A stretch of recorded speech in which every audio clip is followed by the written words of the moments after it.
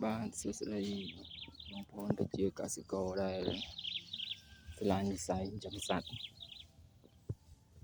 នេះមកកាប់ស្មៅគូស៊ីស្មៅស៊ុប៊ឺនីពីបងប្អូន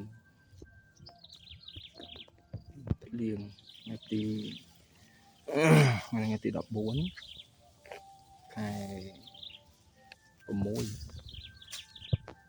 14 ខែ 6 ស្មៅស៊ុប៊ឺនីពីដុះល្អចៃបាទទៅទេចិញ្ចឹមគោដាំស្មៅអញ្ចឹងស្រួលវាអត់មានពិបាកអីដើរស្មៅអីគោកាប់កបិតក៏កាច់ហ្នឹងដាក់ម៉ាត់បិទក៏កាច់ស្អែកមិនយកវាទៅវាយ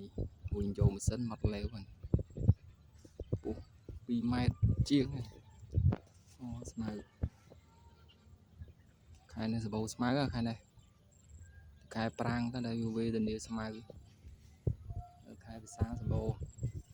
ហើយនេះយកទៅវាយធ្វើផ្អាប់អកស្មៅអីស្រួលអត់មើលចៃលវក់ដាក់ទៅវិញចូលម៉ាស៊ីនម៉ាត់លេវហ្នឹងគោ2 ម៉ែត្រ 3 ម៉ែត្របាទនោះសាស្មៅនោះដាច់ទីភ្នែកហត់អីដើរចូលដើរអីតាមភ្លឺទេនេះហ៎កាប់តាម1 ម៉ោងមកគោយន្តស៊ីរក30-40 នោះស្មៅមើលលឺក្បាលតន់ដុះ